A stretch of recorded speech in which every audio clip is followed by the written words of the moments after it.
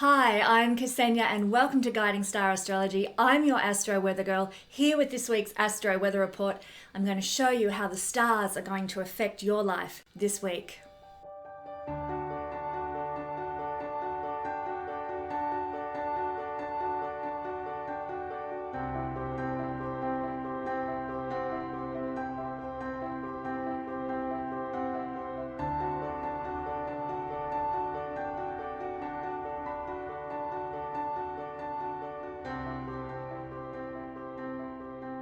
Well, hello everybody in YouTube land. I'm Kesenya, I'm your Astro Weather Girl, here with this week's Astro Weather Report. We're looking at the energies that are playing out from the 2nd of July to the 9th of July. And in specific, we're going to be exploring the energy that's going to be fairly active all week long. And we're going to be breaking down for each sign what it means to have Pluto square Mars this week. But we'll get into that in just a second. Keep in mind as I do this reading that this is a reading for the personal passing energies. I'm not looking at mundane astrology, which is the big collective experience that we're all living through right now. I have produced a video at the beginning of the year titled The Most Important Energy of 2022. It's in my astrology discussions playlist. That energy is coming up at the end of July and the beginning of August. This is the conjunction of Mars, Uranus, and the North Node. So I go into great detail about what we can expect at this time with that particular transit that is coming up. We're kind of hedging into that from the beginning of July right up until the end of July and early August when it becomes exact. We're hedging into that energy. So do check that out if you want to know more about the big collective experience that we're moving into with this, probably I would say the most important, as I did say in the video that I produced, the most important energy of 2022. So be sure to check that one out. I'll also be having a discussion for those who are interested with Rick DeClemente on his channel in 2 weeks' time. Well, actually, it's in about a week's time now. And that's going to be about what is going to be playing out in the mundane world. That means in the big collective experience, not your personal life, but in the big collective experience, what's going to be playing out for us all in the next 6 months in astrology. So I would encourage you, if you want to know about what's coming up for the next 6 months, do check out that video when it goes live this Thursday with Rick DeClemente. So excited about that one. So what I'm speaking about today is actually more about how the energies of the week are going to affect you on a personal level, how you will feel and what you might encounter in the week ahead. So let's begin with breaking down the energies that are unfolding this week. If you want to get the information on these energies at the time they occur, then do follow along with my Facebook or my YouTube. Sorry, you are following my YouTube, I hope. Subscribe, like, and all that stuff. But my Facebook or my Instagram pages, where I have tiles that share what the unfolding energies are as they arrive. So if you want to keep abreast of things, that's the place to go. And the links to my Facebook and my YouTube, there I go again, and my Insta page are in the description box below. Okay, so on the 1st of July, we've got the biggie that I just mentioned a moment ago that's going to be felt all week long. This is occurring between Mars here and Pluto here. So Mars in Aries and Pluto in Capricorn. So like I said, this one will be felt all week or all year in your life. If you're having your birthday this week, you're carrying this energy with you for the whole year ahead in your solar return chart. So it's going to be the key formation in the solar return chart for this year of your life if you are having your birthday this week. Now, if you are and you want to get a solar return report, they're only $25 written reports on the Guiding Star Astrology website. Links are just in the description. Check it out. Get your solar return report for the year ahead. Find out what's in store for you. So this connection is actually an annual energy. It occurs once a year. So Mars takes 2 years to do a sojourn around the zodiac. So in 1 year, he'll be making, like in this case, a backwards square to Pluto. And in the following year, he'll be making a forward square to wherever Pluto resides, because Pluto moves so slowly and Mars, by contrast, moves very fast. Now, we also know that these two are the co-rulers of the sign of Scorpio, which is over here. So they're very, I was going to say linked in energy or similar in energy. It's like when we have this combination come together, through a hard aspect like a square, we're going to get like double whammy Pluto, double whammy Mars in a harsh way. So it's not going to be fun, I'll say right from the get-go. It is an annual energy, as I said. It's at 27 degrees of Capricorn and Aries. So if you have not Pluto, but if you have any planets at 27 degrees of Capricorn or 27 degrees of Aries, and I would also include with that any 27 degree of Libra planets or thereabouts. My moon's at 23, so I could be in the ballpark there with that one. Give yourself sort of a 5-degree orb, or any planets at 27 degrees of Cancer, then you might be experiencing this a little bit more potently than other people. So for those of us with planets around the 27 degree mark, forewarned, forearmed, be careful. And I'll get into what you need to be careful about in just a minute. But whenever Pluto is at the latter degrees of a sign, his energy is exacerbated. Like he gets like stronger, more powerful, and because he's putting the pressure on himself, so to speak, to finish teaching us the lessons of the last 14 years while he has been in Capricorn. So that's why we're seeing, one of the reasons why we've seen things heating up and going psycho coconuts in the world in the last couple of years, because Pluto is moving up. He's in the last decan, which means the last 10 degrees of Capricorn. So he's full on while he's in that last 10 degrees. And the closer he gets to moving into Aquarius, the more full on he's going to be. Because, as I said, he has a mission wherever he goes. He has a purpose. He's got an agenda that he wants to fulfill. And at the end of that transit, he entered Capricorn in 2008, and that's when we moved into this era of Pluto and Capricorn, which is a generational thing.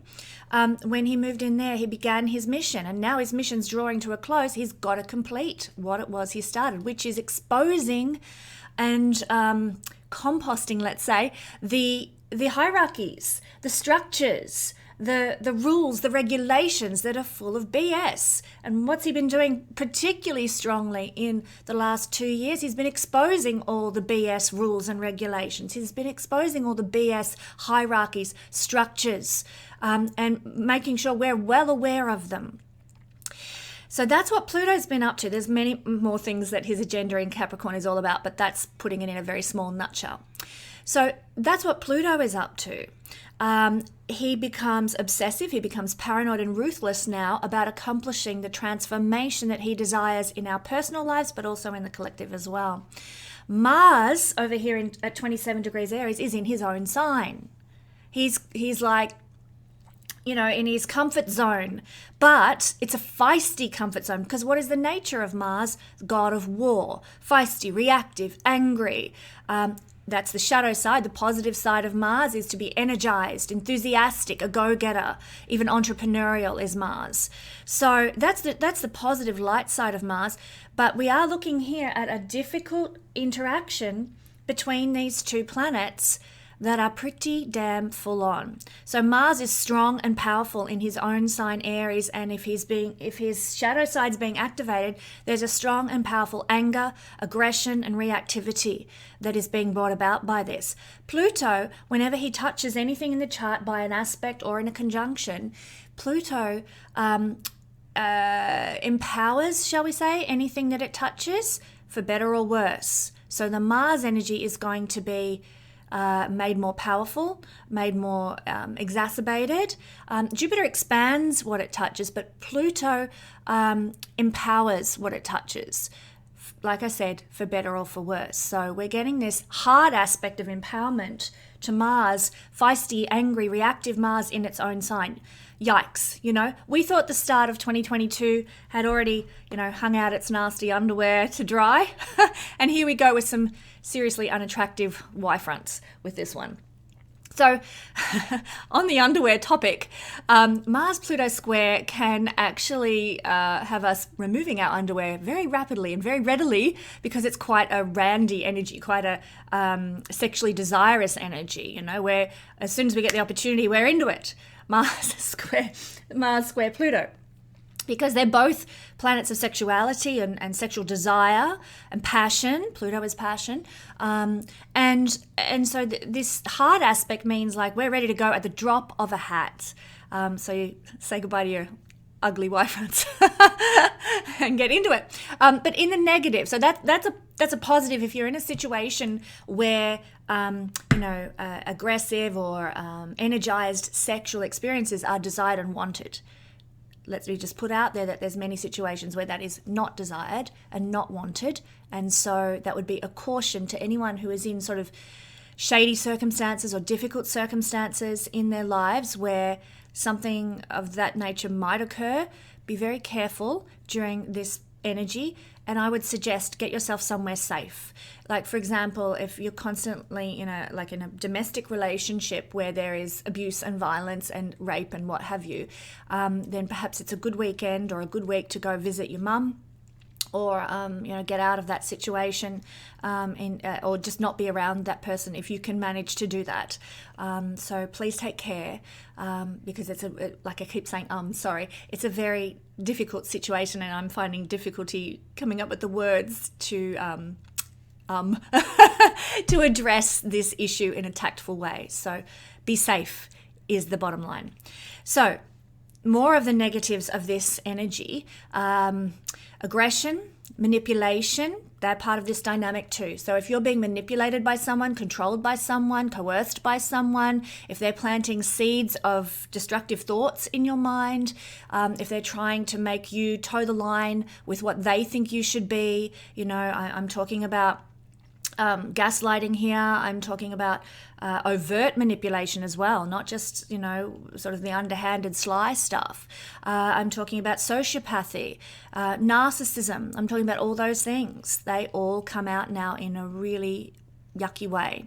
You might see it in your own life, exhibiting in your relationships, or exhibiting in the experiences that you're having in the world, or you might see it in the world around you. You might be observing someone who is the victim of narcissism or the victim of manipulation and dominance and power and control that is destroying their life. So, have your eyes peeled for this in your own life and in the lives of the people you care about in and around you. Also, traumas, cheating, crime, violence, and accidents are not uncommon for the next week under this energy. Even if it's just in an oversupply on the news, or we always only tend to see the crappy things occurring on the news, don't we?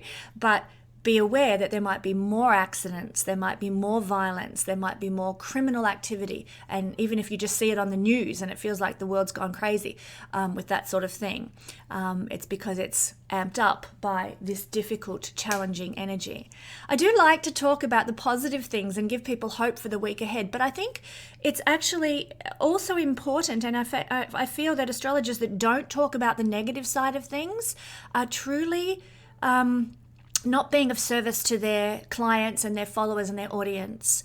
Because I say it all the time, to be forewarned is forearmed. If you know this shit is coming, if you know this stuff's going down, then you can be ready for it. And you can be like, this is why. It's an energy thing. It's going to pass. I don't have to engage in this. Or I can make an informed, calm response to whatever is happening because I know why it is happening. So I hope that helps. I'm not here to just be all sparkles of light and love and joy. I'm here to tell you what's going on with the energies in the world so you can be prepared. So Mars is a fast energy. That could be in our favor, in a sense, because he's going to speed along out of Aries before too long. It's not going to be sort of, unless you've got it in your solar return chart for the year ahead, it's not going to be an energy that you're dealing with for longer than, say, a week or so, before Mars sort of skedaddles on out of there. But Pluto is a planet that wants transformation. So we've got a fast energy and a transformative energy combining together. You can expect the dramatic life turnaround events that will happen now under this. They will manifest in an instant, not like a Tats Lotto win, because it's not a positive connection, but more like an earthquake, So be sure to wear your clean underwear for that one. But this is an energy where, you might suddenly get shaken out of a rut, or you realize I just can't stay in this position of personal disempowerment a moment longer. I have to break free. I have to get out. It's not a liberating energy in the style of Uranus, but it's more a calling card to us to own our power, to stand up for ourselves, to be a source of strength, and to just take back the rights we have as sovereign individual beings in our relationships and in the collective experience, to take back our sovereign right, and not be dominated, not be manipulated, and not be controlled. And that might come with a bit of headbutting, but it needs to happen. Headbutting is not a bad thing. You know, arguments, tearing apart of something that is toxic and unhealthy is not a bad thing when it occurs for the greater growth of our soul, for us to be able to grasp our empowerment and stand in our truth. So I encourage you at this time, be forewarned, forearmed, think clearly, and when something happens, know where it's coming from and why it's happening, but also use this energy as an opportunity to step into your power, to find your personal strength within and say, I'm not going to take that control and that manipulation and that dominance or your violence or your aggression any longer. I'm stepping into me and I'm doing me. Because that's one of the good things that might result from all this upheaval and yuckiness. One of the good things is that Pluto will empower your sense of self. Mars is the ruler of Aries, and Aries is one of, no offense here, but it's one of the most self-oriented signs in the horoscope. So it's about discovering and bringing you back to your own sense of self-empowerment. I'm actually excited about this combination in the chart. Why am I excited? Because it's going to bring the upheaval that is needed in some people's lives to break them out of old karmic loops that have had them stuck for many lifetimes in subservience, in not knowing themselves, in not being in their power. And so to that end, whatever happens, whatever upheavals, whatever difficulties, they're going to trigger you to take your power back. And I hope that's the case for many people that are watching this video now, to stand in their power, know themselves, honor themselves, and manifest a little bit of enlightened selfishness. Moving on from this energy, this is the one we're going to talk about for all signs. So we can jump to that if you want to, or if you want to know what else is coming up, stick with me now. We've got a Mercury trine. Here's Mercury trining Saturn. Two air signs, Gemini, Aquarius, two rulers of air signs, Mercury and Saturn, both in their own signs. So they're ruling signs. So it's going to be quite a positive trine, like an empowered trine. Trine's a positive manifestation energy anyway, but here these planets are in excellent dignity, helping one another and uplifting one another. This is a serious energy though, because Saturn is making us think more seriously for our own greater good, for good reasons and in an easy way. We're just going to naturally fall into some serious contemplation now. So if you have any projects that require focus and concentration, well, this is going to be the right energy space. This is happening on the 2nd of July. You're going to be in the right energy space to get those projects done, to knuckle down and do those projects, or deal with your taxes or contracts, buying and selling, especially as these are the things that Gemini rules, buying and selling. But any big decision making is going to be made easier because of this transit too. You are really supported to make big decisions and big choices in your life now, and you'll be able to think realistically and with greater sort of detachment from the emotionality of a choice. You'll be able to think with more clarity, and this is the serious topics that Saturn and Mercury are directing us to. Now, anything that requires some sort of formal commitment to be made will tend to last longer if you do it under this energy. So if you need to sign a contract, if you need to take out a loan, or make some sort of agreement with a business partner or something, this is an enduring energy to do this under. But just keep in mind, we do have this nasty piece of work playing out at the same time. So yeah, I'd be more inclined to sort of postpone any agreements now because of that. If you made a contract, if you made an agreement or a commitment under this energy, even though this one's good, this fella here means you're going to carry that nasty volatile energy in the chart of the contract or the commitment, and you perhaps don't want that. But maybe you could be considering upon some agreements and, reading through all the fine print and the fine detail, which is a great energy to do that with, in consideration of maybe in a week's time making that commitment or signing that contract, etc. Because Saturn's wisdom and mastery will really lend a hand and may even help develop important connections with elders and wisdom keepers through this energy. You can get good advice, good conversations, good talks that really give you a lightness of being and a sense of clarity now. So seek out wise elders, even friends, because Mercury is friends. Seek out friends who you trust, friends who have got your back for their wisdom, their knowledge, their insights, and maybe how to take some sort of course of action or how to move ahead in life in some way. So that this energy is incredibly supportive to that end.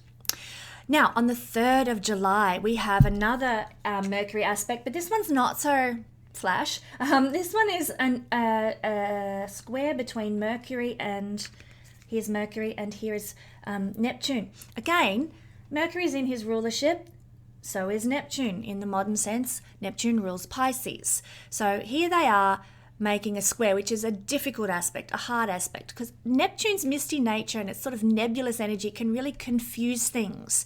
So on the 2nd, we've got this clarity with Saturn, but following that on the 3rd, we're going, oh, hang on, things are really foggy now. I don't know. So you can expect that this week's going to be like this, up and down and up and down and up and down with how you're thinking. One day you're going to feel like everything's clear, everything makes sense, I'm going to move ahead. The next day, you're confused about relationships with siblings, neighbors, friends, people that Mercury rules, and Neptune's putting this misty fogginess, nebulous energy over the top of those relationships. So don't be surprised if you don't really catch the drift of where people are coming from, you don't understand what the conversation was all about or what people's agenda is under this influence.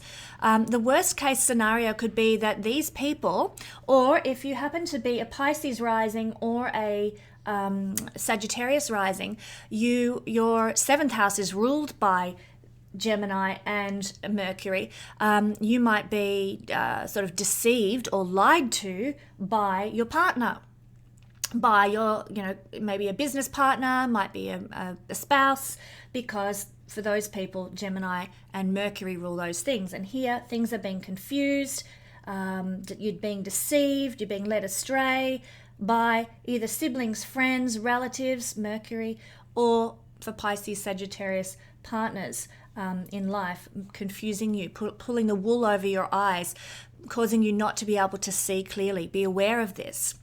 So, don't be surprised to not really sort of know what's going on under this energy.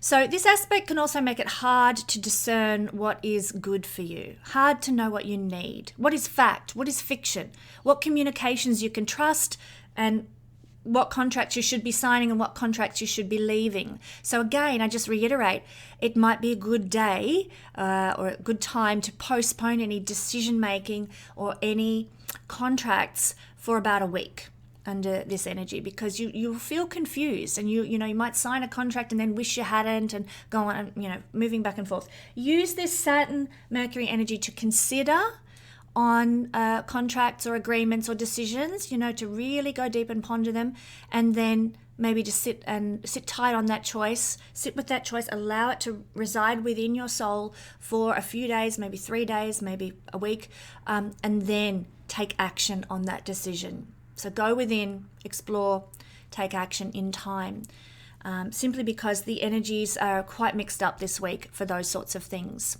Then on the 5th of July, Mercury moves on out of Gemini and into his neighboring sign of Cancer. So when Mercury is in Cancer, we sort of oscillate between our being sensitive to the words that are spoken to us and sort of also perhaps wanting to be more withdrawn, because the planet of communication is in a very private sign of Cancer. The bottom line is we become more thoughtful when Mercury is in Cancer. We're reflecting on our feelings, we're reflecting on our emotions, evaluating our life situation, and likely to take things very personally now. Again, this could be another reason why it's been a good idea to wait to sign contracts, because we're going to go deeper with things when Mercury moves into Cancer. Take the time to think before you speak. This energy helps us listen well and remember things, both the good and the bad. And we're going to remember for the long term, whatever happens now with Mercury and Cancer energy. So, somebody says something really nasty and mean and volatile under Pluto, Mars, and it happens to be the few days after this square aspect of Pluto and Mars at the time Mercury's in Cancer. Well, that is not going to be forgotten. We are going to hold on to that nasty word, that violent, aggressive streak. We're going to hold on to that for a long time, and it will significantly affect the choices and the outcomes that we make.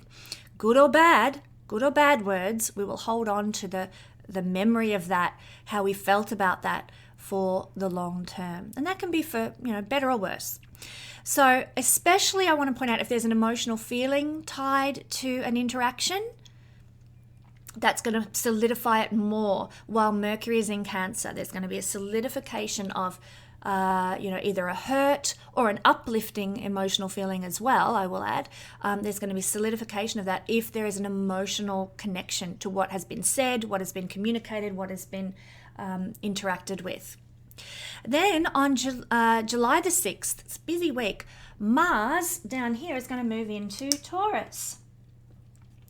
And we begin, as I started out this intro by saying, we begin this movement towards the video that I did at the start of the year about Mars, Uranus, and North Node conjunction, which is a hairy one. Do check out that video. It will help clarify what's coming up in the month ahead.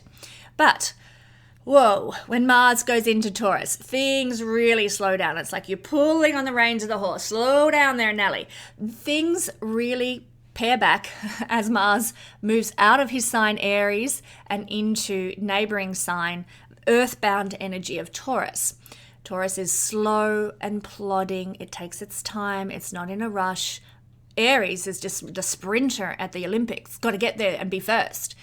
So real shift of energy when Mars goes into Taurus. So speed in life is no longer an imperative, having fast events, fast connections, rapid pace of life. Life is moving busy, can't hardly catch my breath.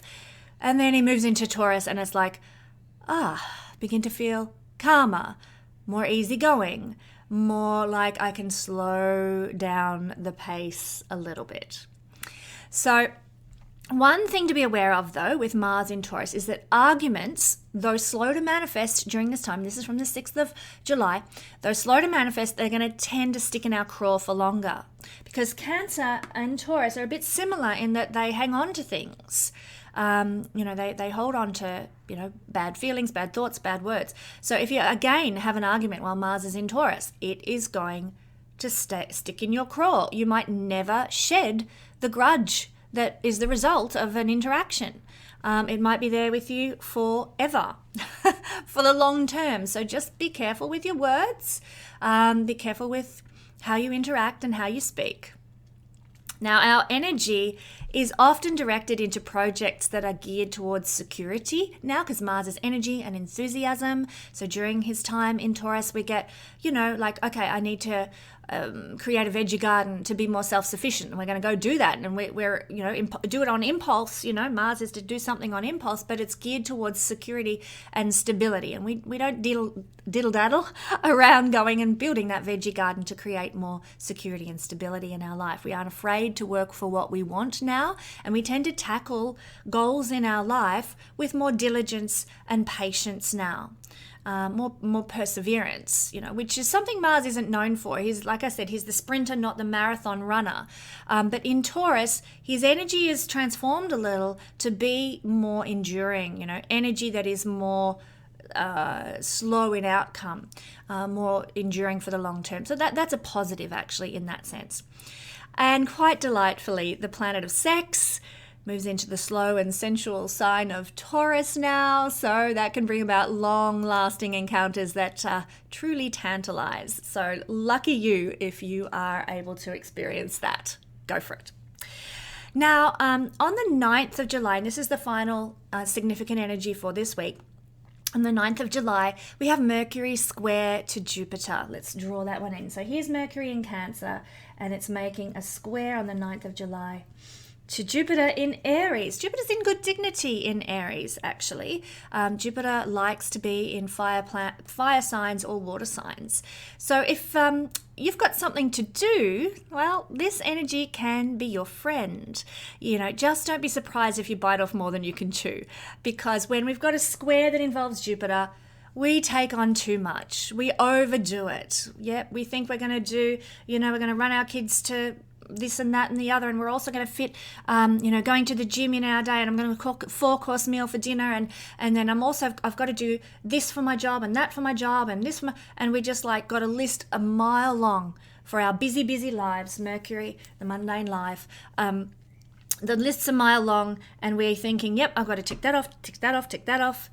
We just don't get it done. We bite off more than we can chew, even though we're feeling like energized perhaps with Jupiter to get on and do that. Don't be surprised if you just can't make things happen. We bite off more than we can chew. It's an overblown energy of optimism when Jupiter interacts this way.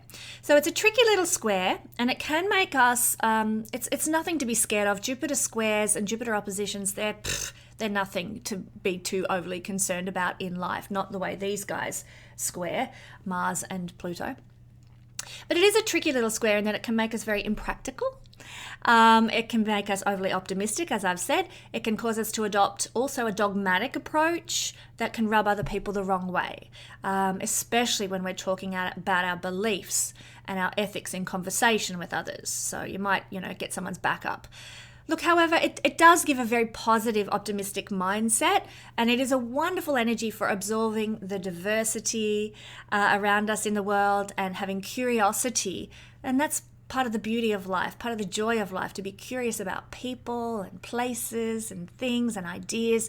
So use this energy for that end, and you can't help but be blessed because of it. So do make sure that you take in the time to observe and delight in the world's wonder. You will feel energized by this with this Jupiter Mercury square. Now, just a reminder, if you want to know about these energies as they play out through the week, follow along with my Instagram or Facebook page. So we're going to look now for all signs at the interaction between Mars and Pluto and how they're going to unfold. Now, this is going to be felt all week. It's occurring on the 1st of July, which this video is going up on Saturday the 2nd. So obviously it's occurring the day before this video occurs, but it's such a potent energy because it's rarer than all the other energies that are unfolding this week. And so it's such a potent energy. I wanted to talk about this one because it's going to be in play all week long. And remember, it's occurring at 27 degrees of Capricorn and Aries and expressed through the faster moving planet. So we're looking at how this energy is exhibiting through the sign of Aries. Remember, the themes are aggression, manipulation in your own life or in the lives of people around you, traumas, cheating, violence, accidents, and fast transformation, usually with great upheaval. They are the themes. So let's begin with Aries rising, because that's where it's all going down this week. There we are. Aries rising. Well, obviously Pluto's in your 10th house, making an aspect to your first house. Now, this is going to be potent for you, Aries, because it's impacting your first house and it's impacting the ruler of your first house lord. So you're really going to feel this energy on the physical. And I hope you listen to the introduction to this video, because I talked about what this is all about. You're going to feel it more than anybody else. So if you have Aries sun, Aries rising, Aries moon, especially around 27 degrees of Aries, and I do know a few people who've got that point, be careful, because it's really going to impact you in the physical realm. You might be the one dishing out the problematic experiences and expressions to other people. I don't mean to say that you're a nasty person at all, Aries. That's not the case. You know I love you. But when we've got this harsh energy that I described in the intro falling in the house of you, it means you're the one doing this stuff. You're the one putting the nasty energy out there. You're the one being aggressive. You're the one kicking it, being violent, being, nasty.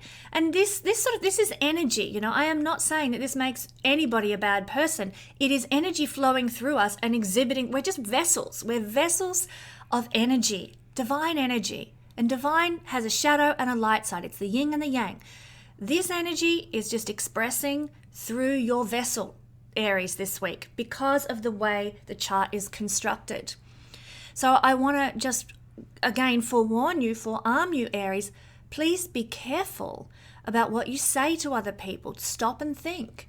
Stop and, before you, get angry and go jump in the car and, doing a donut as you drive out the driveway and leaving a big skid mark on the road because you're so angry and then, crashing into a power pole. God help us, I hope nobody experiences that. It's you, your reactions, your feelings, your behaviors that are causing these expressions of Mars-Pluto square in your physical realm. So take time to slow down, take time to think, take time to, just contemplate, okay, what is the best course of action here rather than flying off the handle and reacting. Please be careful, Aries. This is a challenging energy for you this week. Okay. It is, in the positive, let's talk about the positive. It is an empowered energy in that Pluto is sending in his energy of empowerment to you, your ruling planet, Mars, in its own sign. So he is empowering you in the sense of amplifying the energies of who you are. That doesn't mean that you're going to be the one, winning every competition and sticking it to your enemies and that sort of thing. It doesn't mean that, but it does mean that you are going to be sort of more in your zone, in your true energy, in who you really are. And that is obviously dependent on the construction of your chart, your true character, your true nature. So it's going to be different for everyone. But Pluto is going to empower the true nature of who you are. If you're a lovely person generally, then that might happen. It might happen that your beautiful nature is somehow empowered by Pluto making an aspect, empowering your first house lord. That's in the positive. If you're a nasty piece of work, well, that's what's going to be empowered because Pluto empowers whatever it touches. And this is your ruling lord in the house of you and who you are in this incarnation. But just be careful as well because it can also exacerbate your shadow side because it is a square. So if you've got anger issues and you've suppressed them, you don't let them out, you don't share them, you keep them hidden, well, it's much harder under this influence to hide that shadow side of who you are, of your astro wiring. It comes out now. Pluto empowers through the square heart aspect, the shadow side of who you are to also come forth. Okay. One of the things that Mars in the first house can do is help us initiate new things. So that could actually look like initiating, maybe I'm out of here, I've had enough, I'm leaving a certain situation, a certain job, a certain relationship dynamic, a certain home life, a certain whatever. And you're like, that's it, I'm done, I'm out of here, get stuffed.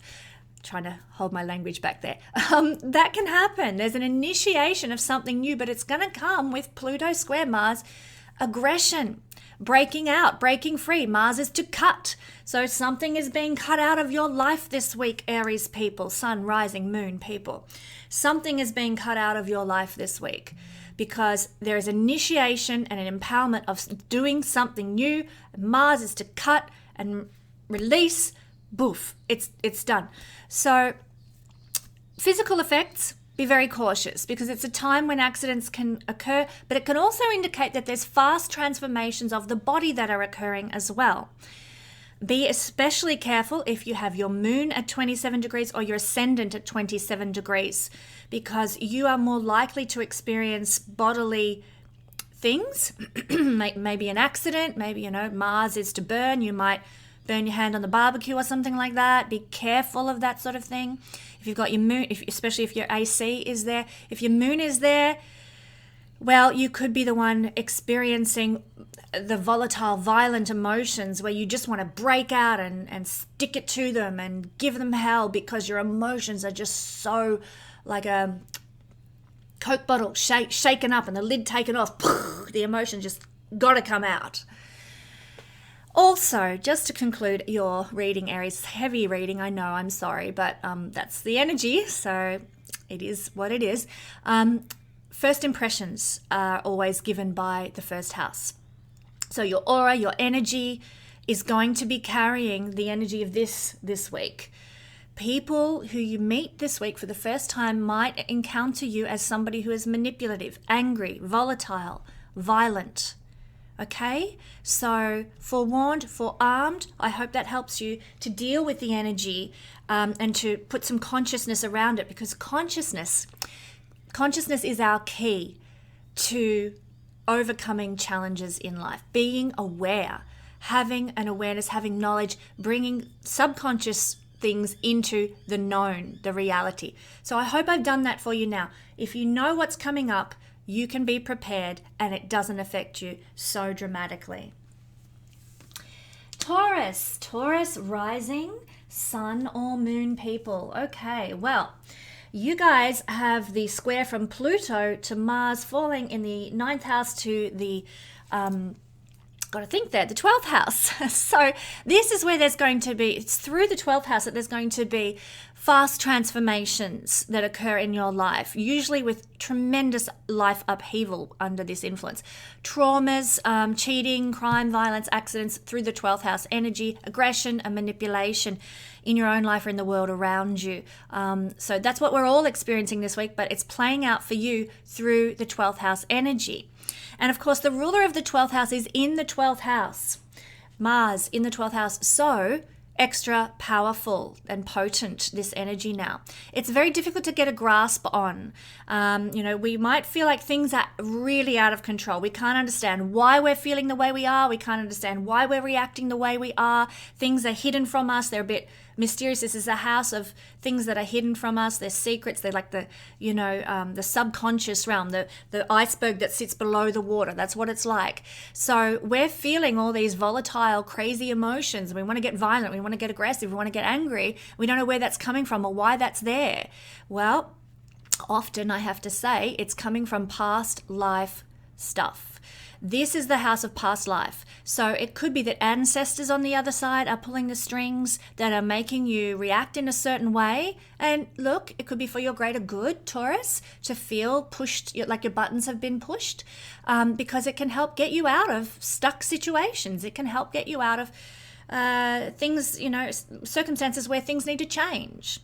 So ancestors, angels, higher beings, pushing your buttons on the other side, all past life karma, past life memories, past life, let's say traumas, past life manipulations, past life control, past life violence, past life violence that bubbles up now to the surface and it has to be dealt with.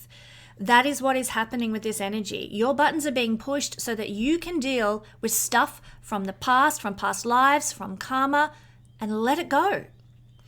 The 12th house is about dissolving, letting go, releasing what no longer serves. So this energy is pushing your buttons so you will let go of it and evolve beyond it.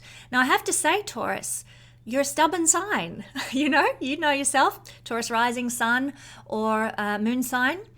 You're stubborn. I'm Leo, we're a bit stubborn too. So no, please don't take offense at that. But there can be a reluctance. Taurus particularly has a real reluctance to change, slow to change, doesn't want to get out of its comfort zone. So these buttons are getting pushed and the more you cling on to, my buttons are pushed, I'm angry, I don't know why, but I'm going to be in my anger and let it sit there and, it's going to be toxic for you. It's going to corrupt you. What you've got to be able to do, Taurus, it might require a lot of hard work for you to do this, is to let it go and to process some old past life themes. What's the common denominator in your life and your life difficulties? It's you. Why are these things that are happening to you keep keep manifesting in your life? Why do they keep on being drawn to you?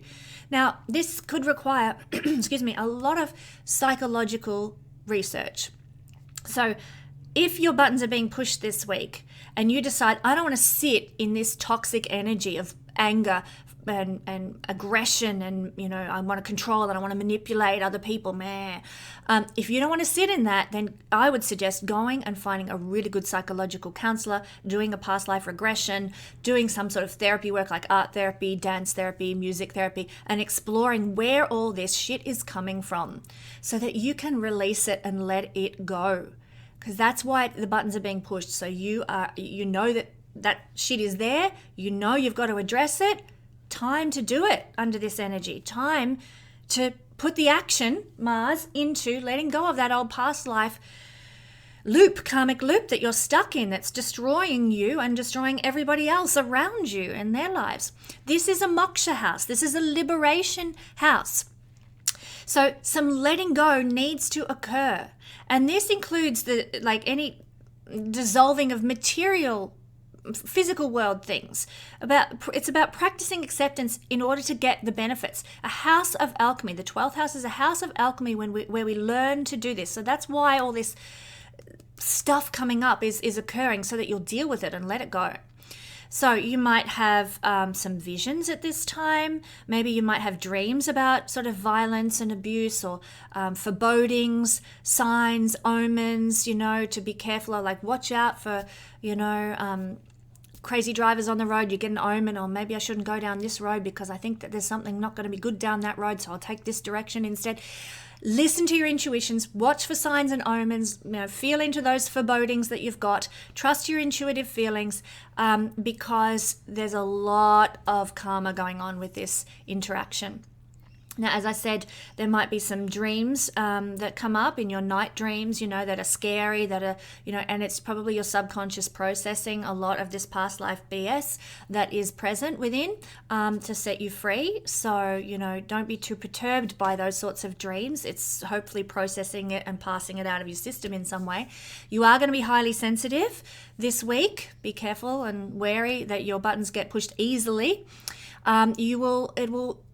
You will also benefit from some sort of privacy, seclusion, and prayer in your life to help you process these things as well. And finally, for Taurus people, this is an energy where there might be some sort of secrets that I was going to say expose. This isn't really an energy of exposing secrets, but there might be some secret dealings going on behind your back. You may never know about them, but they could be happening. Hidden enemies, persecution, martyrdom that's going on unawares to you, okay? So if you're sensing that that's happening, it probably is. Gemini rising, sun or moon people. Well, this week we are looking at the square between Mars and Pluto. It's running from your 11th house to your 8th house this week, Gemini. As I said in the intro, this is at 27 degrees. So if you've got planets here, it's going to be very strongly felt. But it's going to express through your 11th house, Mars. And we're looking at expression that includes aggression, manipulation in your own life or in the world around you, traumas, cheating, crime, violence, accidents. We're looking at fast transformation that usually comes with great upheaval, and it's expressing through your 11th house. So this is the 11th house Lord sitting in the 11th house. It is going to be a powerful energy. So where can we see this? Well, we might be seeing this through friends. This is the house of friends, but not only our, there's different types of friends, aren't there? We've got our intimate friends, our close friends, which is more seen down through your third house, to be honest. This is sort of our big networks. This is our groups. This is our peer group that we belong to is 11th house. So there could be some violence and aggression in big group collective activities. You might go to a protest about something and it turns ugly, it turns violent. That's the kind of thing we might be seeing. You might be seeing, and look, 11th house is friends in general, we're not sort of breaking it down to specifics, I guess, here, but friends in general. So you might see friends being violent towards you, aggressive towards you. They might burst out with, angry words or aggressive words or something like that, that can be one expression of this. Know where this is coming from. It's this energy. You don't take it personally, my beautiful Gemini friends. Don't take it personally, because it's coming from the energy, not necessarily a personally based thing. You could also observe that your friends might be getting involved in some shady stuff like crime. They might be being violent to other people, Friends might be involved in accidents as well. So forewarned, forearmed there that could occur. So if they're not being aggressive or manipulating and so forth to you, you might observe your friends doing this to others in their lives. This is also a place where fast transformation will be occurring. So your friends can do a 180-degree turnaround. You thought you were besties. All of a sudden, they don't want to talk to you anymore. And you're like, what? What's going on? I thought we were, friends for life or something. That's something that can occur with this. You could also see friends just up and decide, I've had enough of this job and I'm quitting and I'm going to go and live in an ashram. You could have friends do 180-degree turns around in their own life, transformation. And it's usually, unfortunately for your friends, going to come with great upheaval, Gemini. So, they decide they're going to go live in an ashram, but it's because they've been getting sexually harassed at work or something like that. And they're like, I can't deal with this anymore. I can't deal with it. And everyone's putting my issue under the rug and nobody is addressing this concern and I can't handle it. And I'm just so depleted by this experience. I'm going to go and live in an ashram. So when we see these big 180-degree turns around occurring in the lives of our friends, it's usually because something of a great upheaval, some sort of great difficulty, even trauma, Pluto's the planet of trauma, has occurred in their life that's caused them to make that decision. So do be there for your friends, do support your friends and be understanding towards your friends as they go through whatever it is they happen to be going through. Now this effect can also be playing out en masse because it's the house of the masses. So we might be seeing a lot of violence and aggression and angry words and manipulation and control in the political arena. Hello, well, what's new? It happens all the time. But also in organizations, also in clubs and groups. So if you're part of something like the local tennis club or something, somebody might really lose it and, get violent, sort of set fire to the tennis nets in storage or something like that because they're so angry. Like, extreme example there. Let's hope it doesn't turn into that kind of thing, but it would not be surprising to have things like that occurring under this energy. Communal property is another thing. The tennis club's tennis nets get set on fire, but communal property is seen through this placement. So a local hall or, a concert venue or a sports stadium or something is a place where maybe violent reactions, violent eruptions, violent, things occur, or there's a mass gathering of people who listen to somebody who is speaking and manipulating and controlling them in a public place, I'm thinking like the Hitler thing, mass gatherings where they were subjected to his manipulation control speeches. That kind of stuff can be happening now. And you might be part of experiencing that, beautiful Gemini people. Do watch the stock market as well if you are a Gemini rising person, because this could be a very volatile influence on the stock market and cause a lot of upheavals with your investments as well. It's also the house of our dreams, house of our desires and our ambitions and wishes. And we can feel incredibly energized about those things, about getting out there and achieving what we want in our life. But the shadow side here is that we can be so obsessed, so driven to just go and make it happen that we steamroll everybody in our way and we become ruthless. So that can also happen. That's something to be careful of. Most of the things in the 11th house pertain to others in our lives, not us personally, but our dreams and goals are ours. And so where it has to do with our dreams and goals being fulfilled and putting energy and action, Mars, into making it happen, Gemini, you can be ruthless this week. So please be careful of that, because, if you're a really gentle, easygoing, lovely Gemini person, you might feel a bit guilty for it down the track if, you steamroll somebody else in your life just to get your dreams and goals on track, okay? Try and keep a bit of integrity around. Thanks, Gemini. All right, Cancer rising, Cancer sun, Cancer moon people. We're in your birthday season, Cancer, so happy birthday to anyone having their birthdays. But it's you guys, if you've got a Cancer sun, it's you guys who are going to be perhaps having a birthday this week and perhaps carrying this volatile energy in your solar return chart for the year ahead. That being the case, Cancer, especially especially if your sun's around sort of 10 or 11 degrees, 9, 10, 11 degrees, you are going to be called by the universe to level up this year, to find your power, to stop losing your identity. Cancer does that. It loses its identity in others, unfortunately. I mean, all the water signs can do that. Perhaps not Scorpio so much, but Pisces, Cancer certainly does.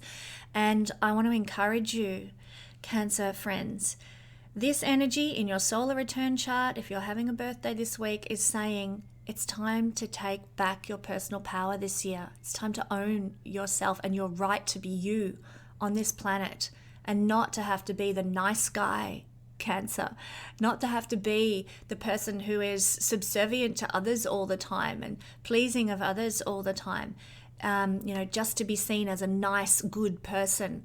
It is time to own yourself, own your identity, and own who you are. Step into your power. I just keep repeating that because it's such a strong emphasis this week. Right. What about for everybody else who doesn't have the birthday this week but is a Cancer rising, sun or moon? Well, this energy is saying fast transformations are coming to your career. 180-degree turns around are going to happen to you, and usually through some kind of upheaval, some kind of craziness. Let's say you work in on the stock exchange or something like that. Well, it's been so volatile, hasn't it? And where you thought you were going to be safe and secure, lo and behold, Cancer doesn't like to not feel safe and secure, but lo and behold, the rug's pulled out from under you and you are forced to make a 180-degree turnaround with your career, no longer as a stockbroker. Maybe you've got to go into real estate or something. Mars in the 10th house can be a real estate agent. So big changes, guys. I'm not saying everyone's going to lose a job, but you will feel the impulse to make changes where things are no longer serving you. The 10th house is also our example to others. So let's hope that your example this week is one that you can live conscience-free with, You don't want to be like this energy, as I said in the intro, is one of aggression and manipulation, traumas, cheating, crime, violence, accidents. It's yuck. You don't want to be an example to other people. 10th house is being an example to others. You don't want to be an example to others because you're manipulative and be an example of what not to do, how not to behave. Be careful of this, Cancer. 10th house is also structures and organizations, not necessarily for us personally, though it can be, but structures and organizations out there in the world. Cancer people, you of all people this week might be observing a lot of disintegration through aggression and violence in structures out there in the world, in organizations and organizational culture. It might be all, it's exposed to you this week, Cancer. All of a sudden you can see, hang on, there's a ton of sexual harassment happening in my workplace and I didn't even realize this. It could be that you realize, oh my God, my boss is actually coercing everyone and manipulating everyone and maybe bribing everybody behind their back. I didn't see this happening and now it's exposed to you. Structural, organizational, toxic culture is revealed to you this week in some way, Cancer. Our responsibilities and our social obligation come highlighted through the 10th house. So what this might mean is you might be in a situation where there is some sort of an accident that occurs and you have to step up and be responsible. You have to step up and fulfill your social obligation. Like you come across a car accident on the side of the road, you have to step up and do your social obligation by stopping your getting out, helping, ringing the ambulance and doing whatever it is you have to do. In regards to, say, an accident, or even I would say for some Cancers, if you are aware, let's say your neighbors are in a constant state of domestic violence, you have to step up and take responsibility and social obligation this week, Cancer, for maybe calling the police. There's an altercation happening next door or something. Like, this is a house of social responsibility, and this week you might be in a situation where you're exposed to violence, aggression, manipulation, control, coercion, accidents, etc., and you have to take some sort of responsibility. Okay? Yeah, but you know what? This is also a house of leadership and success. So in doing so, I would say probably for a lot of Cancers, this is probably one of the better signs that's going to experience this energy in the general, because it's calling you to be a leader. It's calling you to, again, as I said before, it's calling you to own your power and stand up. Stand up and be seen. 10th house, most visible house in the horoscope. Stand up and be seen, Cancer, regarding some sort of difficulty and problematic crisis in the world. Stand up and leave a legacy of, I'm going to share my opinion about this. Maybe you put a YouTube video or something out there sharing your opinion about something. You've got to stand up and be counted over some issue, some difficulty, some aggression in the world. So that can also happen too. But you're also being asked to own your power, step up, take responsibility for your own life, for your own empowerment, as I said, and be a leader in your own life. And in doing so, you'll also be a leader in the world. You'll also be building your own empire in the world by owning your power, owning your leadership. And it will probably come about through some sort of upheaval that will occur this week, where you're going to need to do that. You're going to have to make the choice to be empowered. So the choice is yours, Cancer. The decision is always resides with us, how we're going to act. We do have free will, but what a great opportunity to step into your power and leadership and ownership of self. Okay. Leo rising, sun or moon people, this week we are seeing the energy of Pluto squaring Mars falling in the 6th house to the 9th house in your chart for Leo people. Now, as I said in the intro, this is at 27 degrees. If you've got your ascendant sun or moon at 27 degrees, it's going to be potent for you. You will feel this. Yes, you will feel this because it is trining your energy, but also if you've got anything at 27 degrees of Aries or Capricorn as well, it is going to sort of feel really niggly and uncomfortable, okay? It's going to be expressed through the 9th house, which, lucky Leos, this is the house of the gods, the house of divine intervention. So phew for that. Hopefully it holds space for you guys and sort of protects you somewhat from this really volatile combination. This combination is all about aggression, manipulation, control, traumas, cheating, violence, accidents, and fast transformation as a result of great upheaval in our life. So how is it expressing? Well, we might be feeling, perhaps we could be feeling manipulated or coerced by some sort of spiritual leader, by somebody that we've looked up to as an inspirational figure. And they, all of a sudden, we realize they are manipulating us, they are controlling us, they are dominating us in some way. And maybe we won't like what we see. It can be very disconcerting.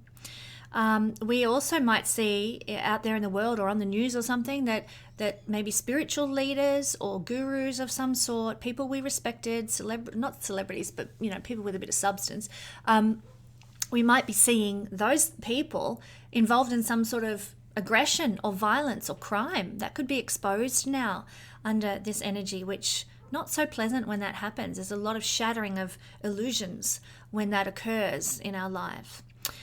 This is the house of our purpose and mission and what gives our life a sense of meaning, Leo. So this could look very much like feeling,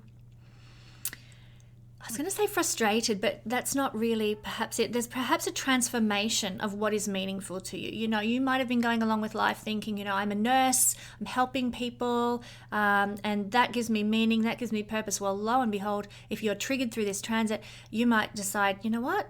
being a nurse sucks. I'm sick to death of this. We're so, the politicization of the health system is just BS. And you know what? I'm out of here. I'm going to go become an apothecary, because that's going to give my life more meaning. So there can be an absolute 180-degree turnaround with your purpose and your mission in life in some way. And we do need more apothecaries in the world, people.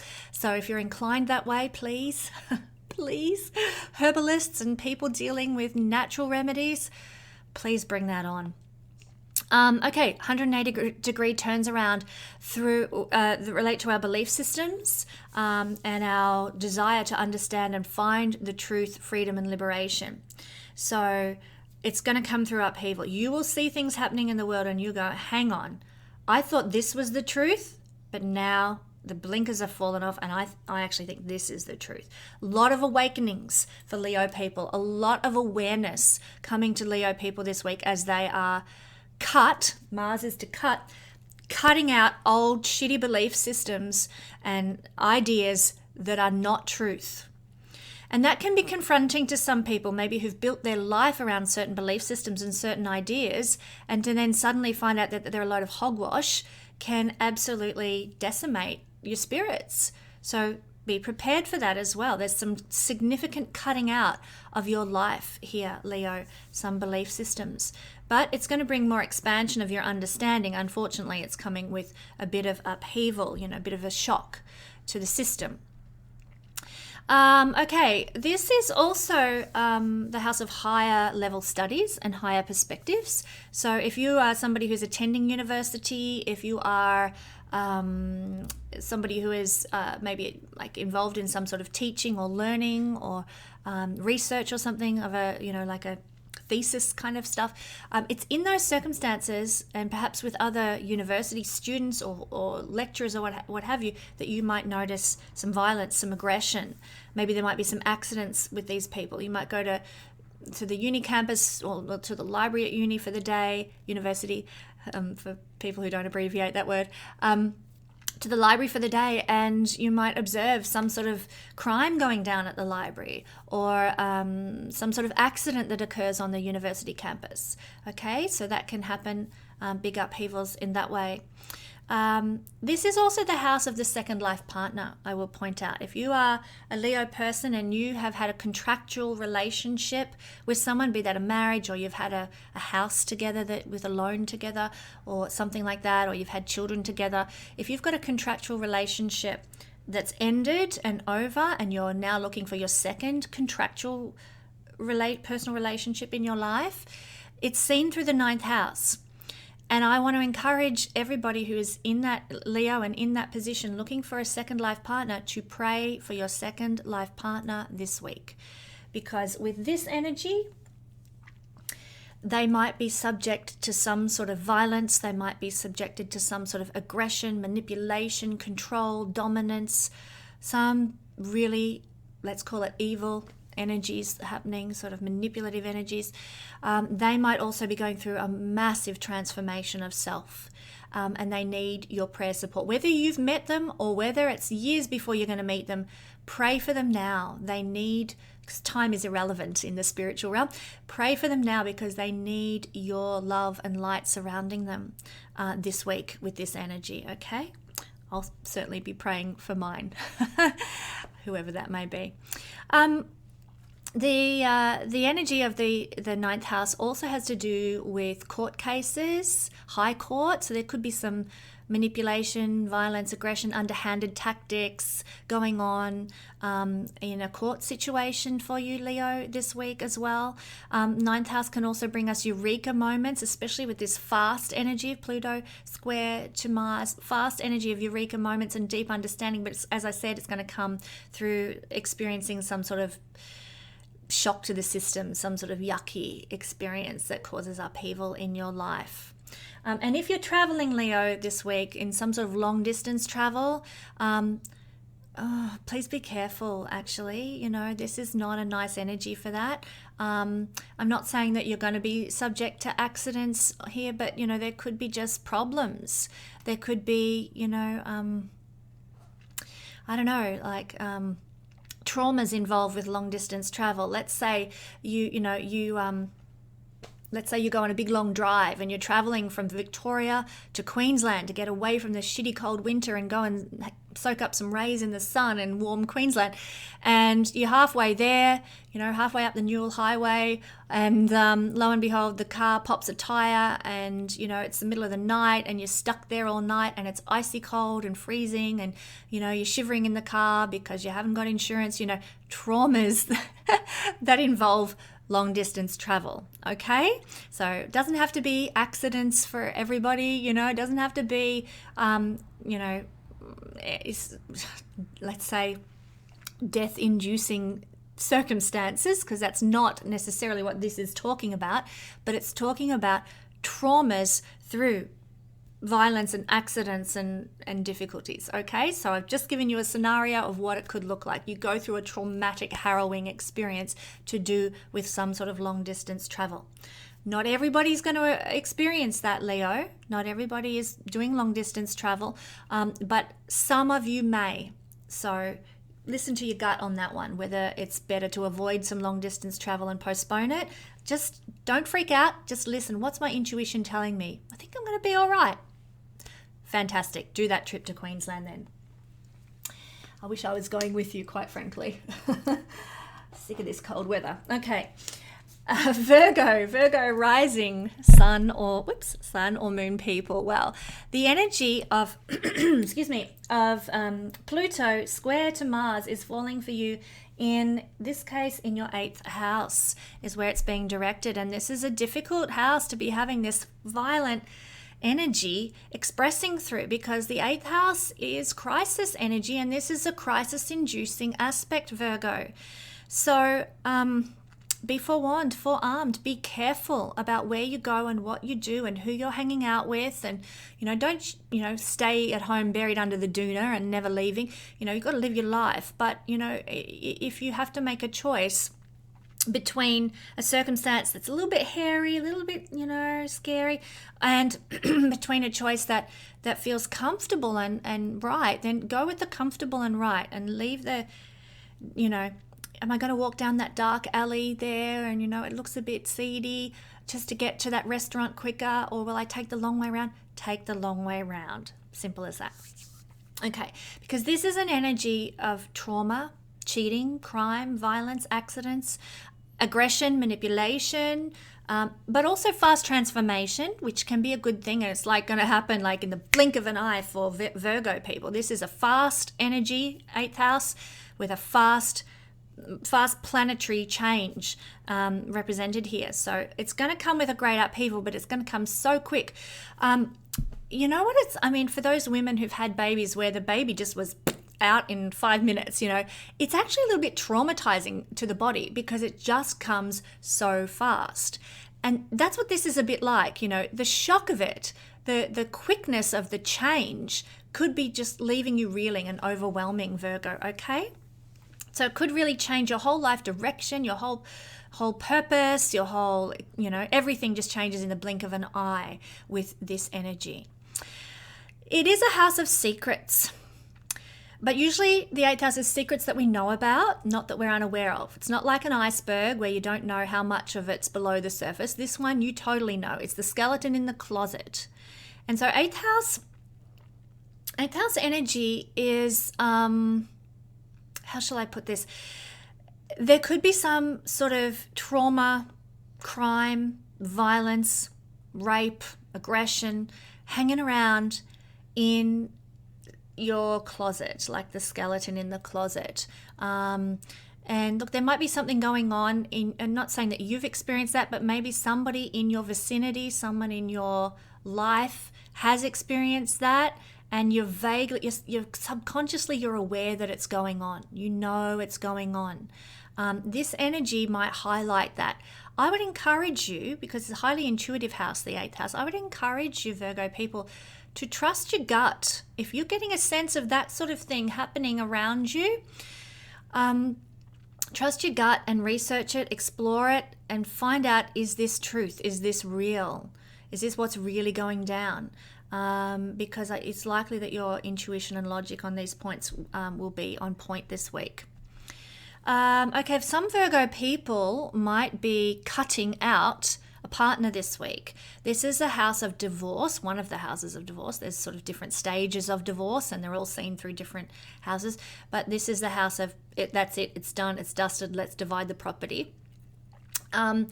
This could indicate a spouse leaving, because Mars is to cut something out. So a spouse might leave, divorce might be on the cards.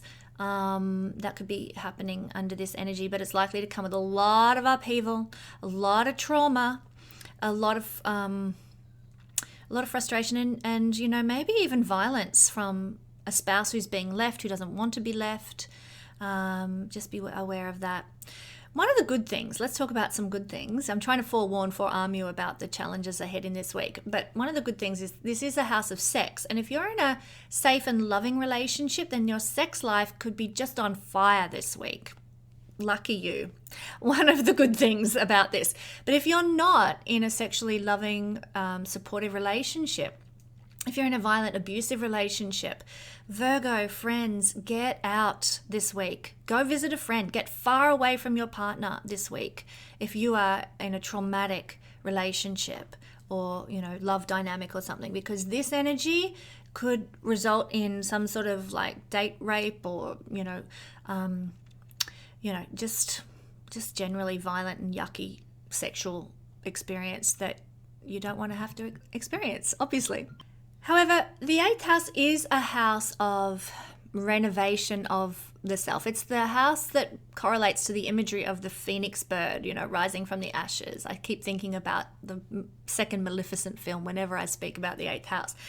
It's renewal, it's rebirth, and you're going to go through a process of renewal and rebirth this week, my Virgo friends, that it could be very liberating in the long term and empowering for you in the long term. But it will happen so rapidly that you'll look back and go, my God, who was I a week ago? I'm now somebody completely different. Hopefully you're empowered, but it's going to come because of some difficulty, some challenge in life, and you'll stand back at the end of the week and go, wow, look at me now. You know, I went through the fire and I'm reborn. Okay. This is also an energy. Yeah, some of you might be cutting out some sort of shaman or mystic or, you know, psychologist or Reiki healer or something like that. Some people might be cutting out an astrologer saying, I don't want you in my life anymore. You know, what you've been showing me is really crap, and I think you're dragging me down into despair instead of lifting me up. Which, look, when you're dealing with astrology, that can happen because there's difficult energies and there's positive energies. So astrologers are usually telling it as it is if they're good astrologers. But you might be cutting somebody out of your life this week who practices those sorts of things for some reason or another. Or they might be cutting you out of their life and saying, I can't be in your energy anymore, or I find that, you know, your ethics are just way out of alignment with mine, so I'm out of here. That can happen as well. Finally, the 8th house is what we receive from others. So some of you Virgo people might be receiving difficult circumstances, difficult situations from others. Remember, this is the house of like wills and payouts and what have you. The reason it's the house of wills and payouts and windfalls and inheritances is because it's the house of what we get from others. And with this difficult, traumatic energy playing out through the 8th house, unfortunately, Virgo, you might be getting difficulty and trauma from other people this week. Challenges, frustrations, violence from other people this week. Crime. Somebody might steal something from you. Somebody might, cut you off in traffic and, cause damage to your car or something like that. So receiving some difficulties from other people. Forewarned, forearmed. If it happens, you'll know it's just the energy that is traveling through the ether at the moment, and that it is just what is playing out. It will not last. It is not a forever energy. It is a fast energy. It will happen quickly and be over, but you're going to have to deal with it. And it's designed to help you learn to take your power back and be in your sense of self. And I pray that that's what happens as a result of whatever occurs for you this week, Virgo. Okay. Libra rising, sun or moon people, my beautiful Libran friends. Well, you know, if, as I said in the intro, if you've got planets around 27 degrees of Libra, then you are being squared and opposed by Mars Pluto here, and it's the Mars Pluto energy in your 4th house and the 7th house that we are looking at. Your 7th house lord is Mars, Libra, and he is in his own sign, so he is strong and powerful, but we've got a difficult energy of aggression and manipulation and traumas and cheating and violence and crime and so on, and also transformation through upheaval that is playing out through the 7th house. But you know something? This is an energy, Libra, that is either happening to your partner. It's not happening to you. It's happening either to your partner or your partner is dishing it out. And by partner, for those of you who are Libra rising, I am talking about, or sun or moon, I am talking about business partners, contractual colleagues, and as well as marriages. So please don't think, oh, I'm not married, this doesn't apply to me. If you are in any kind of contractual agreement, maybe you've got your own business and you hire a marketing executive, or maybe you're, you use an accountant every year or something like that. That's a contractual agreement. That's a contractual relationship that you've got with a business person. That is a 7th house relationship as well. Anything contractual, okay? So anyone contractual might be dishing this out to others or on the receiving end of all this nasty Pluto-Mars square stuff. So I would encourage you, Librans, pray for your partners. Pray for your business associates who you're in a contractual agreement with, because they need your support right now. This is the house of them, others. And they're copping all the flack, all the difficult Pluto square Mars energy this week. So you might like to also, like I should be doing this, I'm a Libra moon, I need to be praying for my audience, for you guys. And I do pray for you every week. And I do pray for my Patreon family every day. And I need to do that this week for sure, because this could be seriously affecting some people who are part of my audience in some way. Everything that is not us, every human, like far away from us, our audience, our clients, the public. So this is, it's not a good week, Librans, to sign any contracts or make any commitments or vows or promises, because whatever you create in terms of a contract under this energy, it's going to carry this energy forever. And it's always going to be an aggressive relationship. It's always going to be an aggressive contract. It's always going to be a manipulative contract or whatever. You don't want this energy in your field right now, or any time for that matter, with any kind of contract. So postpone any contracts until this week is done and Mars has moved into Taurus, its next sign, please, my lovely Libran friends. This is how we perceive other people to be. And so we might be perceiving that out there in the world, people are aggressive, people are violent, people are acting underhandedly with no morals, no ethics, and just being shitty. You know, we might be perceiving that that's how the world is right now. I'm probably totally in that position and probably have been for the last 2 or 3 years thinking that way. Not healthy at all. I probably need some help.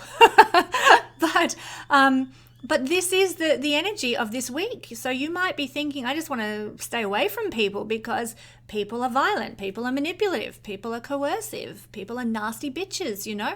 So you might be in that zone, feeling that way, perceiving that about others right now.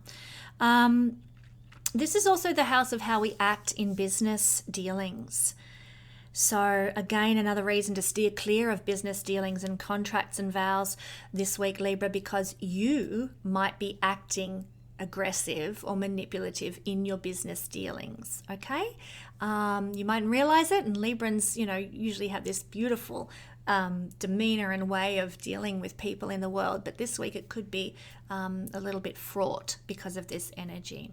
So the main thing I want you to take away from this week, Libra, is to pray for your partners, because some of our partners are going to be going through really difficult energies this week. Might be getting manipulated by somebody, might be getting coerced by somebody, might be sort of being gaslighted by somebody, or involved with a sociopath in some way, might be involved in some sort of trauma or violence or an accident. So lots of prayers for the partners of our Libran friends this week under this energy. Excuse me. Scorpio rising, sun or moon people, well, the energy of Mars Pluto is falling for us in the Scorpio rising in the 6th house to the 3rd house, and so it's expressing mostly through the 6th house.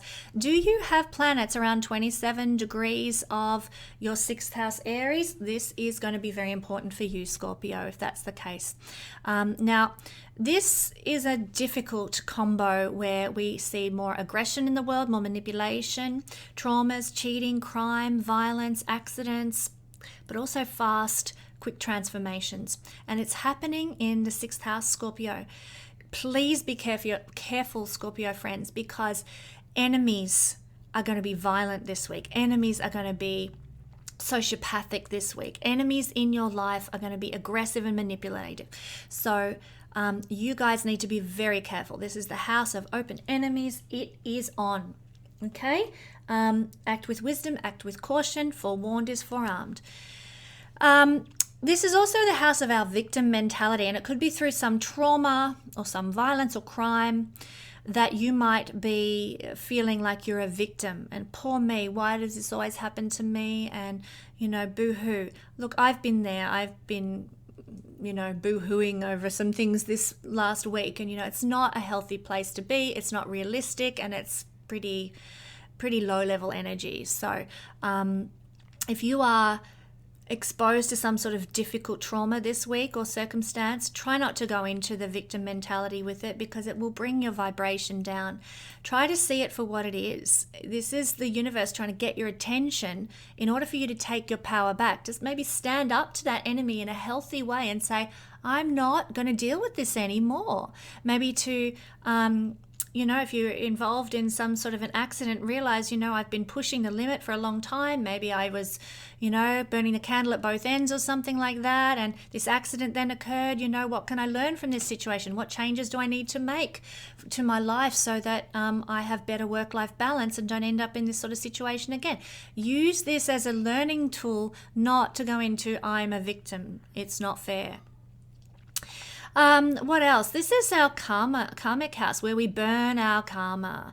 And so it might be through a trauma that you experienced this week, that you are reliving some karmic experience in order for you to up level from that karmic experience and leave that behind. Because unless we do that, if we go into victim mentality over every little thing that we experience in life, then we just have to come back and do those things all over again in the next life, so that we evolve from it. Might take a few lifetimes.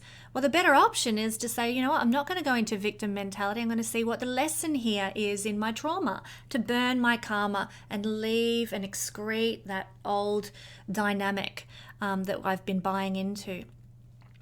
This is a house of disharmony, where there are imbalances, problems, lack, disagreements, and struggle. So again, forewarned, forearmed, precious Scorpio friends, this might be quite a difficult week for you. It's through upheavals and big life changes that are brought about by this energy that you might be experiencing struggle. Okay, try and again, I just reiterate, see it as a learning tool. What is the universe trying to teach me here? How can I get into a high vibration even though I'm going through this awful experience, a difficult experience?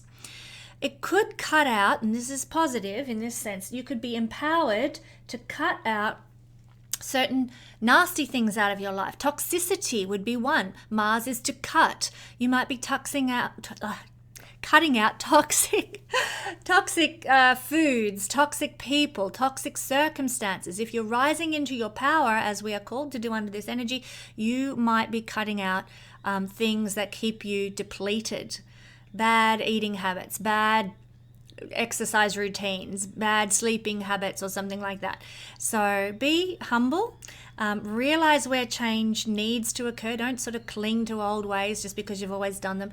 Look at your life. Where does change need to occur, and make the appropriate shifts under this energy, because this will empower you in the positive to cut those things that do not serve you out of your life. You'll probably be shown to those things through maybe a trauma. Maybe you end up with some sort of physical problem. I've had, it's so telling, our body speaks to us constantly, doesn't it? I've had a terribly sore lump on my foot for a couple of weeks now, and I know what it's speaking to. I know what it's telling me. I've looked at my body and its health and why I've got this lump on my foot that's very painful. And I'm like, right, well, this is where I need to make changes. This is where I need to cut out certain behaviors in my life. For those of you who are interested, Scorpio, Louise Hay wrote a great book about healing the body. You Can Heal Yourself, I think is what it's called. And it describes certain ailments and troubles in our body that we experience and what thought patterns they correlate to in our mind. And when you change your thoughts, you can change your life. It could be called, she wrote a lot of books, and I can't remember which one it is. If anybody knows, list Louise Hay's book about that, the book title in the description below for others. So you can cut out toxic thoughts, toxic actions, toxic lifestyles that can change your life. This week with this energy, you're empowered to do so, Scorpio. So I hope that all makes sense. Okay, Sagittarius, rising, sun or moon people. This energy for you guys is falling in your 5th house, your 5th house lord in the 5th house. I like this one actually. And Mars is making a square to Pluto, which is nasty, a nasty energy. But for you Sagittarian people, I feel like you're going to be held. I feel like you're going to be held by the good karma that you carry from past lifetimes. This is the house of good karma from past lives. So in that sense, your luck might protect you from the dangers of this aspect. Pluto Mars is aggression, manipulation, coercion, it's jealousies, it's obsessions, it's traumas, cheating, crime, violence, accidents, blah, blah, blah, and fast transformations. Well, all this could be occurring in the life of a lover, in the life of somebody you love right now. Not necessarily a partner, but a lover. So, if you're somebody's lover, maybe you might like to consider what you're doing this week with great caution. But it can also be your children as well, because it's the house of children. So maybe, you need to be there for your lovers, be there for your children with whatever they're dealing with. Maybe your son has got a manipulative schoolmate who's making life hell for him, and maybe you need to step in, Sagittarius, and be there to hold space for your son dealing with that sort of circumstance. Maybe you've got a lover who's dealing with some sort of sociopath who wants to ruin their life or bring them down in some way. Well, maybe, Sagittarius, you can step in to support and be there for your lover under this energy as well. Remember, you have luck and support from good karma on your side, and you can certainly use that as a tool to step in and protect and be with and empower your children or your lovers. Now, this is also a house of joy, exhilaration, excitement, and happiness, and sex is also seen from the 5th house as well. So it could be bringing, because these two sexual planets of passion here, could be bringing a lot of that strongly into your life this week. Passion, joy, desire, that kind of thing. That can be positive. But look, mostly I see you being there for the people I've mentioned, lovers and children. Mars is a fast energy and is all about transformation. So it could be that if your lovers and children are not going through traumas this week, it could be that they are going through massive transformation, real shifts of who they are, their place, understanding their place in the world, changing their life direction completely, big turns around. And often this will come through some sort of trauma that occurs to the partner, not to the partner, to the lover, to the children. And so, you know, again, they need you to hold space, Sagittarius. They need you to step in and help. So be there for those people. Pray for those people. Pray for your children. Pray for your lover. Also, there could be a transformation that occurs for you in your creative expression. Let's say you're a writer. Lots of Sagittarius rising people aspire to write and publish because that's the nature of Sag.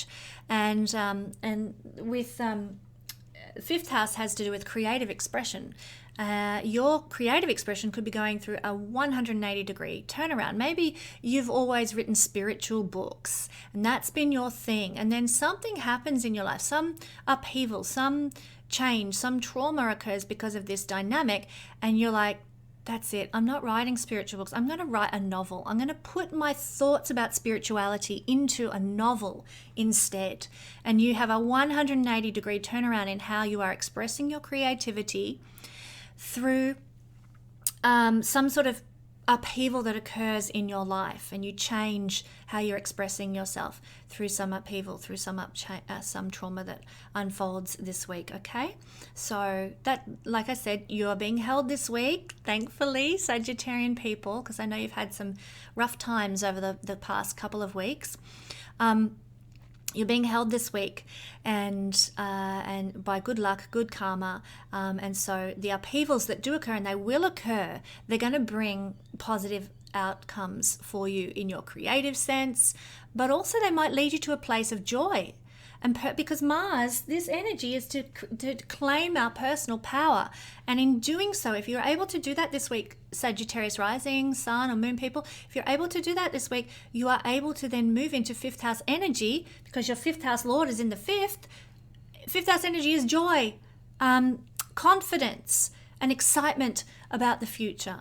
So whatever happens this week for you Sagittarius people, the ultimate end is going to be a sense of liberation and joy, excitement, exhilaration that can come your way. So the two take-homes for you guys is to pray for lovers and children right now this week, and be assured that whatever upheavals come, it's going to lead you to a place of joy in the long term.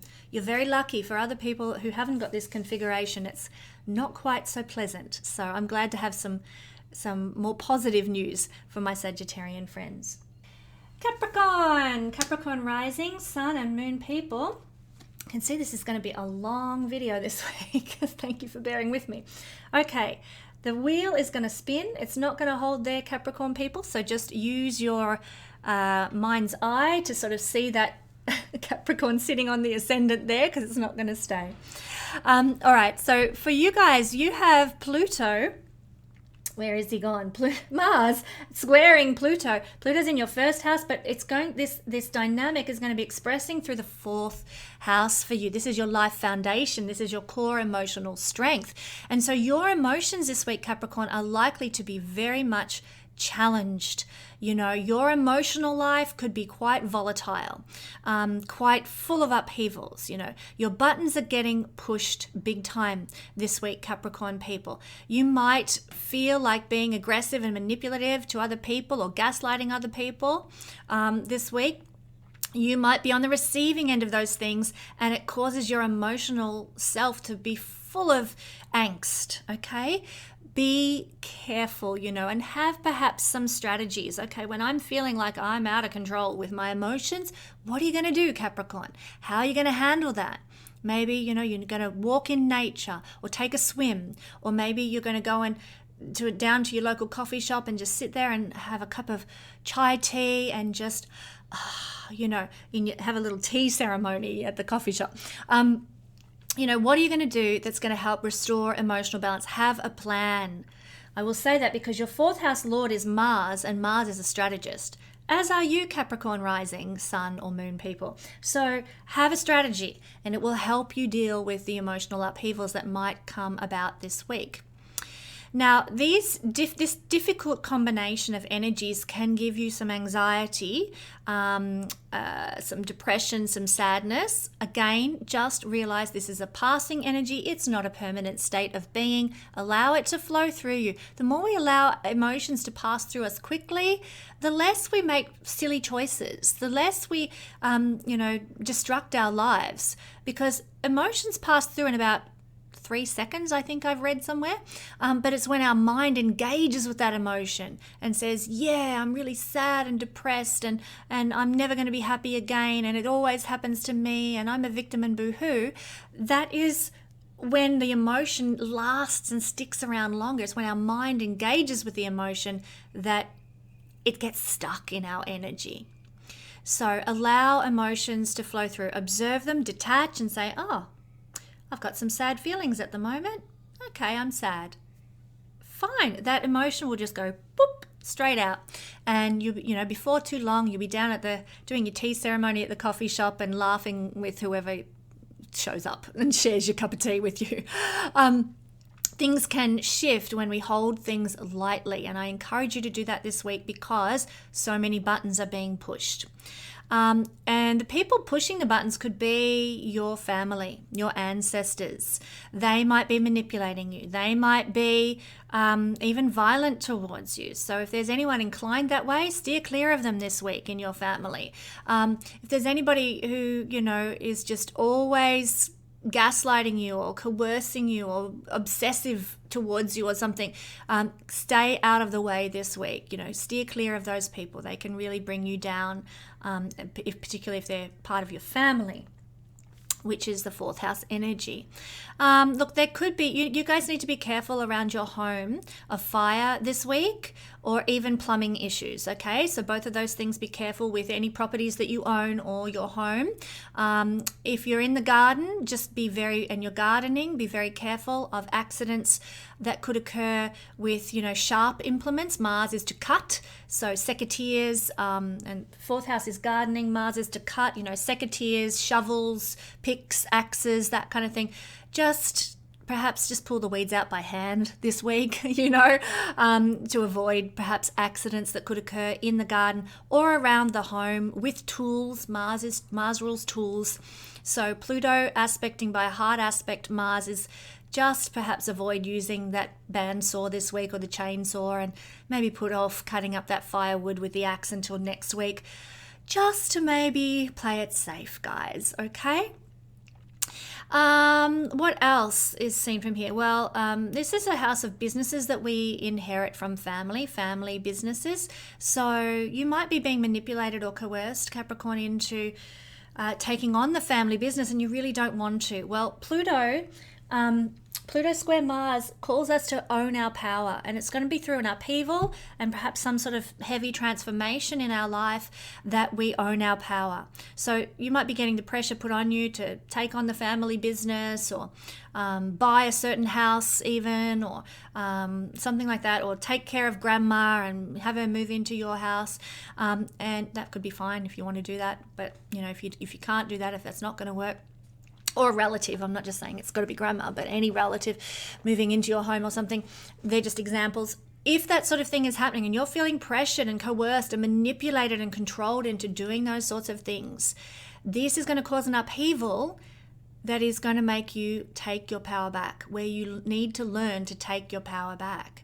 So stand up for yourself graciously, but do consider standing up and owning your power and saying, no, I will not be coerced. I will not be manipulated into a certain circumstance with family or homes, or a family-owned business.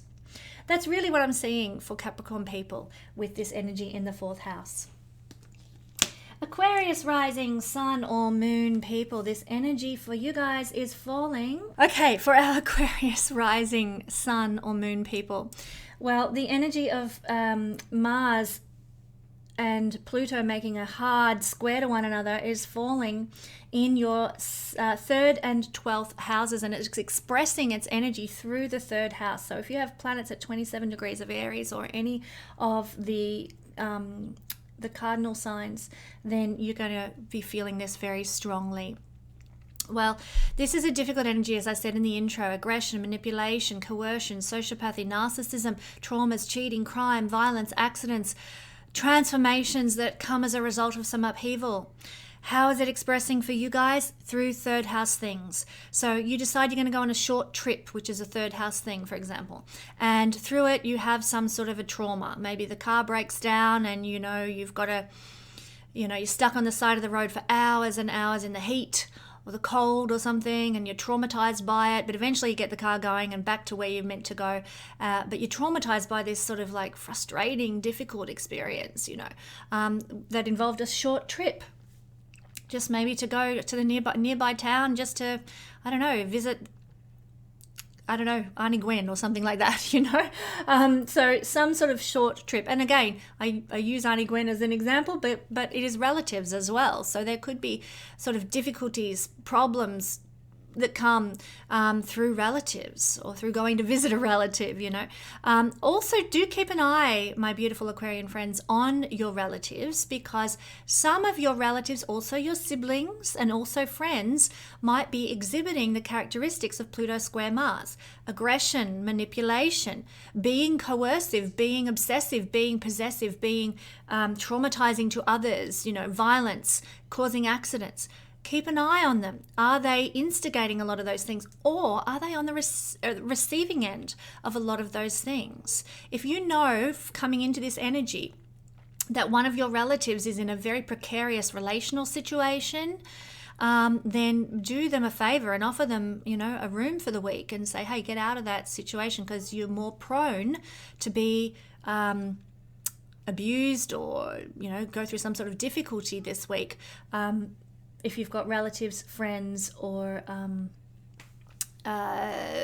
siblings going through this energy or experiencing this energy, okay? Okay, so what else about the 3rd house can this be expressing through? Well, it could prove to be very problematic for people who are small business owners that happen to be Aquarius, Sun, Moon, or Rising. So there could be crime against your small business, violence against your small business in some way, a trauma, like somebody, I'll use Lada from Astrolada as an example. Her business has gone through the terrible trauma of being, her 11 years of work or 12 years of work on YouTube. She lost her YouTube channel through a criminal activity, and it took all that she could do to get that channel back again, because YouTube, as usual, is very impersonal and unhelpful to people regaining their livelihoods whose whole careers are present on their channel. It's quite disgusting, actually, that YouTube is like that. People can lose their whole livelihood because of that sort of thing. But don't get me started on that. Anyway. So that's an example of a criminal act that can undermine, in a perfect example actually, a small business or a self-owned business. In Lada's case, that has to do with communication and the internet, which are both related. Social media and internet and what have you are connected to 3rd house. So yeah, if you're an Aquarius, rising sun or moon, and you've got a social media account, there could be crime or violence or aggression or manipulation or so on that exhibits on your Instagram, on your Facebook page, through your YouTube channel, whatever, people being awful. So be careful of that as well. Might be good if you need to update your computer protection programs, Aquarius people. I would encourage you to do so for this week. This is also a house of transactions, buying and selling. Tradespeople are seen through the 3rd house, so you could be being manipulated by a tradesperson. Don't sign any contracts this week, guys. There could be sort of some criminal side to a contract you're going to sign, or some sort of deal you're going to do, or some sort of transaction that's taking place. They might be, manipulating you or doing a dodgy deal. Don't even get involved. Don't go there. Put it off for a week before you sign that contract, at least. What else is the third house? There's something else. I know my head is grasping for this other thing. That's right. Bravery. Bravery is a third house thing. Of all the signs this week, you guys, Aquarius rising, are going to need to draw on your bravery. And in doing so, you are going to be able to transform, because this is a fast transformation, transformative energy.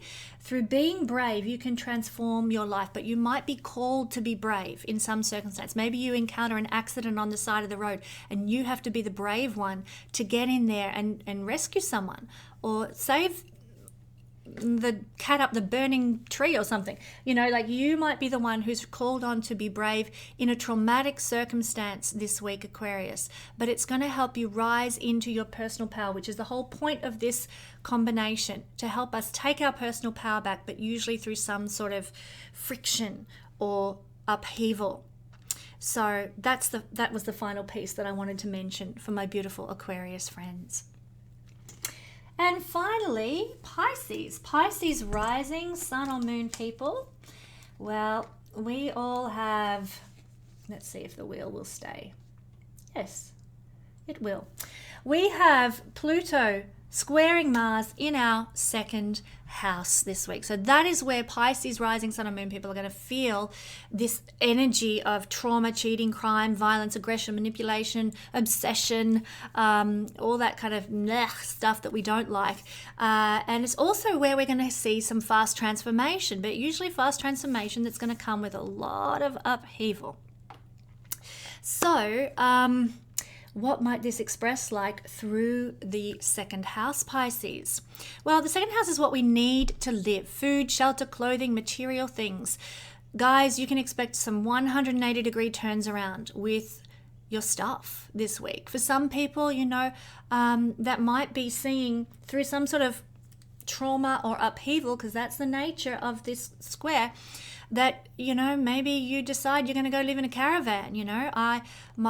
I'm sitting here, it is icy cold winter in Victoria, and I do not have the heater on. I am absolutely freezing as I'm recording this, because the trauma of heating prices is something that I just can't afford any longer, So this is perhaps a good example, what we need to live. Warmth is something we need to live. Food, shelter, clothing has become too traumatic, like with inflation and what have you, in the case of heating and stuff.